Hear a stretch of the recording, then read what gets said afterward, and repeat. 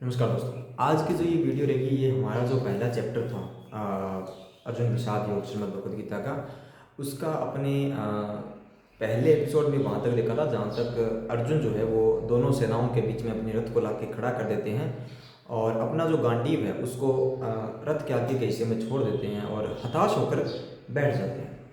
अब यहाँ पर जो है भगवान श्री कृष्ण पहले अध्याय में एक शब्द भी नहीं बोलते हैं। इसका अर्थ क्या है कि भगवान ने पहले अध्याय से ही जो अर्जुन है उसको हताश होने ही क्यों दिया। ये चीज़ ना एक बहुत ही एक कॉम्प्लिकेटेड फिलोसफी है, उससे इस चीज़ को जोड़ा जा सकता है। वो फिलोसफी ये कहती है कि अगर हम ईश्वर का ध्यान करते हैं, अगर हम ईश्वर को याद करते हैं तो हमारे जीवन में दुख क्यों आ रहे हैं, हम दुखी क्यों हो जाते हैं, हमारे साथ कष्ट क्यों जुड़े हुए हैं। अगर भगवान की कोई भक्ति कर रहा है तो उसको तो कष्ट होना ही नहीं चाहिए। इसी चीज़ को टैकल करता है जो चैप्टर 1 है श्रीमद् भगवद गीता का। दुख आएंगे, कष्ट आएंगे और कष्ट नहीं आएंगे, ये कोई भी ग्रंथ हमारे जो हिंदू संस्कृति है उसका नहीं कहता। या कोई भी फिलॉसफी के अंदर अगर आप देखोगे तो भगवान कभी ये नहीं कहते कि तुझे दुख नहीं आएंगे। दुख आएंगे, लेकिन उस दुख को सहन करने की या उस दुख से लड़ने की क्षमता जो है वो भगवान आगे आपको प्रोवाइड कराने वाले हैं। बाकी के जो 17 चैप्टर्स हैं उसके अंदर भगवान श्री कृष्ण उसको लड़ने का साहस प्रोवाइड कराते हैं, उसको अपने लाइफ का एक लक्ष्य, एक रीज़न प्रोवाइड करवाते हैं। इस चीज़ को आप ऐसे समझ सकते हो कि अगर आप रोड पे जा रहे हो, स्पीड ब्रेकर्स लगे हुए हैं, खड्डे आ रहे हैं रोड पे, तो रोड पे खड्डे उसके भी हैं जो मारुति में चल रहा है और रोड पर खड्डे उसके लिए भी हैं जो रोल्स रॉयस में या मर्सिडीज में या बीएमडब्ल्यू में चल रहा है। लेकिन जो बीएमडब्ल्यू में चल रहा है ना, उसके लिए वो खड्डे उतनी प्रॉब्लम क्रिएट नहीं करते। क्यों? क्योंकि उसकी जो लग्जरी है, उसकी जो उसको जो संभालने वाली जो कार है जो उसको संभाल रही है, उसके अंदर कुछ ऐसी टेक्नोलॉजीज लगी हुई हैं जो उसको उतना महसूस नहीं होने देंगे उस खड्डों का जो प्रभाव है। वैसे ही भगवान की भक्ति होती है, वैसे ही एक सुप्रीम पावर में विश्वास रखना बिल्कुल वैसा ही है कि आपने जीवन में ये नहीं सोचना है कि मेरे जीवन में प्रॉब्लम नहीं आएंगी। प्रॉब्लम आएंगी, 100% प्रॉब्लम आती है, जो प्रॉब्लम निश्चित है वो आएंगी। अब ये मैं क्यों कह रहा हूँ, क्योंकि अगर अपने आगे जैसे जैसे चैप्टर्स के अंदर चलेंगे श्रीमद् भगवद गीता के, तो वैसे हमने अपने को देखने को मिलेगा कि भगवान श्री कृष्ण कहीं ये नहीं कह रहे कि तुम कष्टों से अलग हो जाएगा।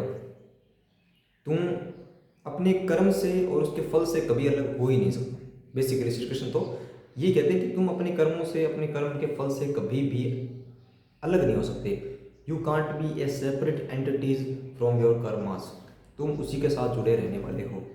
तो यहाँ पर ये हो गया इसका एक कॉन्सेप्ट। अब बात करते हैं कि जैसे ही अर्जुन बैठे हैं अपने गांडीव को, अपने धनुष को छोड़कर, उसके बाद वो क्या करते हैं, अपना ज्ञान जो है, अपने अंदर जो जो चीज़ें हैं वो बताना शुरू करते हैं। अब इससे जुड़ी एक आपको कहानी बताता हूँ। एक बार क्या था कि एक व्यक्ति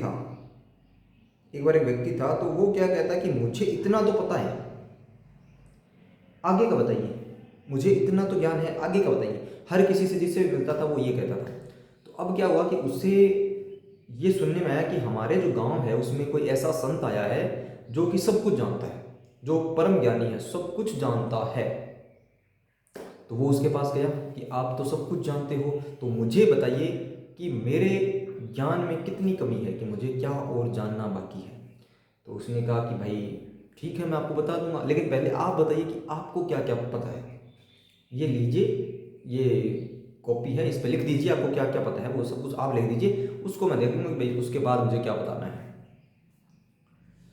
उसने कहा ठीक है मैं लिख दूंगा। उसने ऐसे लिखता रहा, उसका जो भी ज्ञान था उसने 3-4 किताबें लिख दी और उसको दे दिया, ये लीजिए मुझे इतना ज्ञान है। तो गुरुजी बोले नहीं, मेरे पास इतना टाइम नहीं है कि मैं ये 4 किताबें पढूं, इनको थोड़ा समराइज़ करो, थोड़ा छोटा करो, फिर लिख के दो कि तुम्हें क्या पता है। उसने कहा ठीक है भाई। उसने 4 किताबों से 2 किताबें बना दी।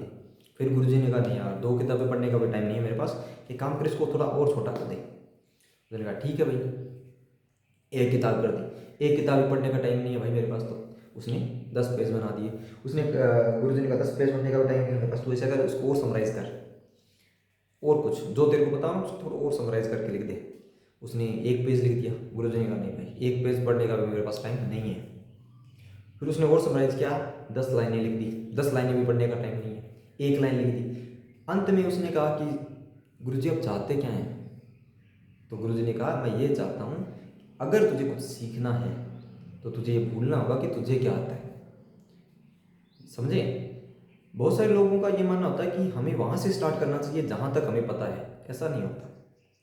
अगर आप बात करें फिलोसफी की, अगर आप बात करें कॉन्सेप्ट्स ऑफ लाइफ की, तो इसमें ऐसा रूल नहीं होता कि जहाँ तक आपको आता है उससे आगे आप शुरू करें। आप बिल्कुल जीरो नॉलेज है आपको, इस प्रकार के भाव के साथ आपको अपने गुरु के समक्ष प्रकट होना है, तभी आपको वो नॉलेज मिल पाएगी जो उस गुरु के पास है और जो आपके काम आ सकती है। यहीं पर गलती होती है अर्जुन से कि वो सबसे पहले चैप्टर के बीच में जब अपने स्टार्ट करते हैं, जब वो गांडीव छोड़ के शुरू करते हैं भगवान श्री कृष्ण से बात करना, तो सबसे पहला वाक्य वो यही कहते हैं कि हे मधुसूदन, इन सब चीज़ों से क्या मिलेगा? किसी को मारकर क्या मिलेगा? मुझे जो पता है उसके अनुसार बताता हूँ आपको। अर्जुन कहता है मुझे जो पता है उस हिसाब से बताता हूँ कि हमारे ग्रंथों में, हमारे जो वेद हैं उनमें लिखा हुआ है कि अगर अपने ये करते हैं तो इसका ये पाप होता है, ये करते हैं तो उसका ये पाप होता है। हमारी कुल की स्त्रियाँ जो है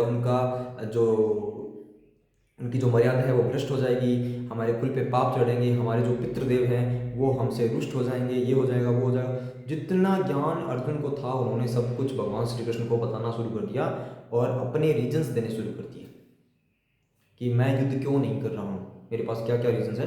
वो सारे रीजन देने शुरू कर दिए कि मेरे ये नहीं होता, वो होता है, ये होता है, वो होता है।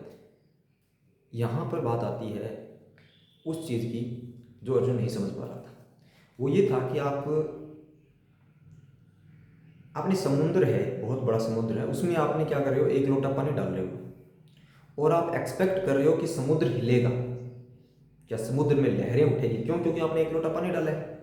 ये अर्जुन एक्सपेक्ट कर रहा था कि मैं अगर रीजंस दूंगा, मैं अगर कुछ कारण दूंगा भगवान श्री कृष्ण को, तो शायद उनके जो माइंड है उसमें भाव बदलेंगे और वो मेरी बात समझकर मुझे इस ओर प्रेरित करेंगे कि मुझे युद्ध नहीं करना चाहिए।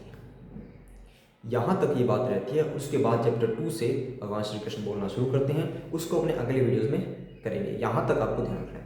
यानी अपने को ये जानना है कि हम अर्जुन हैं। दूसरा, हमें यह जानना है कि हमारी समस्याएं क्या हैं और उन समस्याओं से उत्पन्न होने वाले प्रश्न कौन कौन से हैं। तीसरी चीज़ हमें ये जानना है कि हमारे जो सखा हैं, हमारे जो मित्र हैं, जो हमारी मदद करने वाले हैं, वो कोई आम इंसान नहीं है, कोई संसार के मालिक हैं, वो पर ब्रह्म है। और चौथी चीज़ ये मानना है कि हमें कुछ पता नहीं है। हमें अगर कुछ सीखना है, हमें कुछ जानना है, तो हमें यही सोचना होगा कि हमें कुछ पता नहीं है, हमें शुरू से सीखना है, हमें जीरो से सीखना है, हमें ईश्वर को सिखाना शुरू नहीं करना। बहुत सारे लोग कहते हैं कि कथाओं में ऐसा है, भगवान ने ये क्यों किया, श्री राम जी ने ये क्यों किया, भगवान श्री कृष्ण ने इस कथा के अंदर इस पात्र के साथ ऐसा क्यों किया। हम प्रश्न करने लगते हैं, जबकि हमारे प्रश्न करने की औकात नहीं है। हमारी औकात है जो उन्होंने दिया है उसमें से अपने लिए क्या इंपॉर्टेंट है वो निकालना। That is the only thing which we can do and we should do.